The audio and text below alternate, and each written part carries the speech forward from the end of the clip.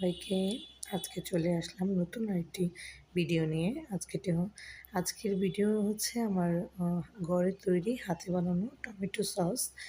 আমরা প্রত্যেকেই দোকান থেকে নানা রকমের সস কিনে নিয়ে আসি, কিন্তু এখন যেহেতু টমেটো সিজন কম দামে পাওয়া যাচ্ছে, তাই আমিও তৈরি করে নিলাম ঘরে টমেটো সস। তো টমেটো সস তৈরি করতে আমাদেরকে সবসময় খেয়াল রাখতে হবে একটু গাঢ় রঙের লাল টকটকা যে টমেটোগুলো হয় সেই টমেটোগুলো ব্যবহার করতে। তাহলে এগুলো দিয়ে টমেটোর সসের কালারটা যেমন সুন্দর আসে, সেই সাথে এর সাথে বাড়তি কোনো কালার অ্যাড করা লাগে না এবং দেখতেও খুব ভালো লাগে। তো আমি এখানে প্রায় 4 কেজি থেকে 5 কেজির মতো টমেটো হবে আমি নিয়ে নিয়েছি। এখন এই টমেটোগুলোকে আমি ভালো করে ধুয়ে তারপর একটা টমেটোকে 4 টুকরা করে কেটে নেব। তো এই যে এখানে আমি একটা টমেটোকে 4 টুকরা করে কেটে সবগুলো টমেটো একসাথে করে নিয়েছি। এখন এগুলাকে আমি হালকা একটু পানি দিয়ে চুলোর মধ্যে সিদ্ধ বসিয়ে দিব, যাতে এটা একটু নরম হয়ে যায় আর কি। সিদ্ধ বলতে টমেটোতে পানি দেওয়া লাগে না নর্মালি, কিন্তু যে যেহেতু পাতিলের মধ্যে বসাবো, তো নিজেতে লেগে না যায় বা টমেটোর রস যাতে কোনো পড়ে না যায়, সেজন্য হচ্ছে আমি এটাকে হালকা একটু পানি দিয়ে দিলাম। আমার এখানে অনেকগুলো টমেটো, 4 থেকে 5 কেজি টমেটো, তাই আমি অল্প একটু পানি ব্যবহার করে নিচ্ছি। তো এখন এটাকে বসিয়ে দিলাম, একটু হালকা করে ঢেকে দিব। আপনারা চাইলে এটার মধ্যে হচ্ছে একটু শুকনো মরিচ আর হচ্ছে দারচিনি, এলাচ দিতে পারেন। দারচিনি এলাচগুলো হচ্ছে টমেটোটা সিদ্ধ হলে তুলে ফেলবেন, আর শুকনো মরিচটা এটার সাথেই থাকবে। সেই ক্ষেত্রে এটা হবে হট টমেটো সস। তো যেহেতু আমি হট টমেটো সস বানাবো না, আমি শুধু টমেটো কেচাপটা তৈরি করব, সেই জন্য আমি এখানে কোনো শুকনো মরিচ দিলাম না। তো মোটামুটি আমার টমেটোটা সিদ্ধ হয়ে গেছে। এখন আমি এটাকে এটার যে উপরে ছিলকাগুলো থাকে সেই ছিলকাগুলোকে তুলে ফেলে তারপর এটাকে ব্লেন্ডারে ব্লেন্ড করে নেব। তো আমি এখানে ছিলকাগুলো তুলে ফেলে দিলাম আর ব্লেন্ডারে ব্লেন্ড করে নিলাম। এখন হচ্ছে এটাকে আমি ছেঁকে নেব। একটা ছাঁকনির সাহায্যে ভালো করে সুন্দর করে আপনার এটা ছেঁকে নেবেন, যাতে এটাতে কোনো ধরনের কোনো বীজ না থাকে। এই কাজটা খুব ভালোভাবে করতে হবে, যাতে একটু অল্প পরিমাণে বীজ থাকলেও হচ্ছে টমেটো সসটা ভালো আসবে না এবং সুন্দর হবে না। তো সেই ক্ষেত্রে আমাদেরকে এটা ধীরে ধীরে এবং সময় নিয়ে এটাকে আমরা ছেঁকে নেব এবং চেলে নেব। এই যে এরকম ধরনের বিচি চলে আসবে। আমি কিন্তু ব্লেন্ড করেছি একটু ভালোভাবেই, যাতে টমেটোটাও ভালো করে ব্লেন্ড হয়ে যায়। তো সেক্ষেত্রে দেখেন নিচের পিউরিটা কত সুন্দর আসছে, আর বিচিটা এই যে দানা দানাটা রয়ে গেছে। এখন এইটাকে আমি তুলে ফেলে দিব দানাগুলোকে। আর মোটামুটি আমার সবগুলোই হয়ে গেছে।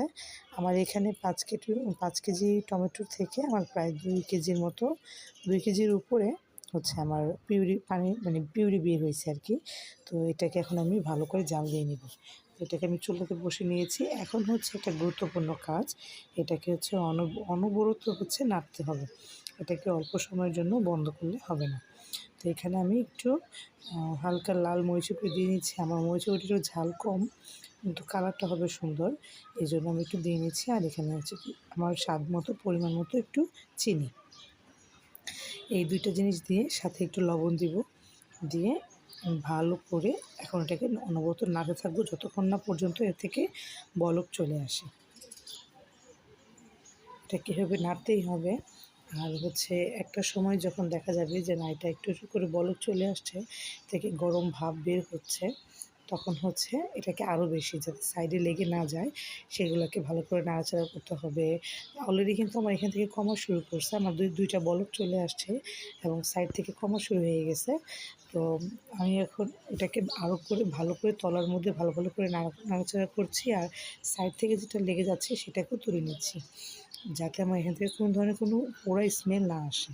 এই যে এটা আমার 4 বারের মতো এটা আমার বলক আসছে, দেখেন কি সুন্দর হচ্ছে। তো এখানে হচ্ছে আমি এখন দিয়ে দিব একটু কর্নফ্লাওয়ার। আমি কী করেছি, 3 চামচ, যেহেতু আমার এখানে 2.5 কেজির মতো টমেটো সস বেরিয়েছে, এখানে আমি 2.5 থেকে 3 চামচের মতো কর্নফ্লাওয়ার একটা বাটিতে নর্মাল পানি দিয়ে গুলিয়ে নিয়েছি। এখন এটাকে আমি এটার মধ্যে দিয়ে দিব। কর্নফ্লাওয়ারটাকে দেওয়ার আগে ভালো করে নেড়েছে যাতে নিচে কোনো ধরনের কোনো কিছু লেগে না থাকে সেটা খেয়াল করতে হবে এবং দিয়ে অনবরত এখন হচ্ছে নাড়াচাড়া করতে হবে। কর্নফ্লাওয়ারটা দিলে হবে কি আপনার হচ্ছে টমেটো সসের মধ্যে আপনি কিছুদিন রেখে দেওয়ার পর দেখবেন উপরে কিছুটা পানি চলে আসে, পানিটা ছেড়ে দেয়। তো কর্নফ্লাওয়ার দিলে এই জিনিসটা কক্ষনো হবে না। সসটা আপনার পানিটাকে ধরে রাখবে এবং আটকিয়ে রাখবে, এটাকে ছেড়ে দিবে না। তো এটা যখন দেখলাম যে মোটামুটি হয়ে আসছে তখন এখানে আমি ১ কাপ পরিমাণ হোয়াইট ভিনেগার দিয়ে দিলাম। এটাকে দিয়েও আমি হচ্ছে অনবরত নাড়াচাড়া করবো এবং ভালো করে মিশিয়ে আমি আবার ২ টা বলক নিয়ে আসবো। তো এখন এটাকে আমি ভালো করে নাড়াচাড়া করতেছি। যেহেতু আমি এখানে আগেও কর্নফ্লাওয়ার দিছি, একে তো নাড়াচাড়া করতে হবে। আর সসটা যেহেতু একটু গাঢ় গাঢ় হয়ে আসতেছে, সেটার জন্য নাড়াচাড়া করতে হবে। আবার এখানে আমি ভিনেগারটা দিছি, মানে সসটা হচ্ছে একমাত্র আপনার হাতের উপরে। আপনি যত ভালো করে ছেঁকে নেবেন আর যত ভালো করে নাড়াচাড়া করবেন তত ভালো হবে। তো এখানটা আমি প্লেট নিয়ে দেখছি যে আমার সসটা হচ্ছে কি না। দেখলাম যে প্রায় 80% হয়ে গেছে। এখানে আরেকটু গাঢ় হয়ে আসবে। একদিকে গেলেও কিন্তু আরেকদিকে আস্তে, আস্তে আসছে। তো এটাকে আমার আরেকটু করতে হবে। তো আমি আরও ১০ মিনিট এরকম ভালো করে জাল দেওয়ার পর এই যে এখন আমার সসের থিকনেসটা এরকম আসছে। এটাকে এখন আমি ভালো করে একটু নাড়াচাড়া করব। ঠান্ডা হয়ে গেলে আমি বোতলে ভরে নেব। তো এই তো তৈরি হয়ে গেল আমার টমেটো সস। এখানে আমি কোনো প্রকার কোনো রং দেইনি, রং মিশাইনি, বাড়তি কোনো কিছুই করিনি। শুধুমাত্র আমার ঘরে যা ছিল তাই দিয়ে চেষ্টা করেছি মানসম্মতভাবে এবং স্বাস্থ্যসম্মতভাবে টমেটো সস তৈরি করার।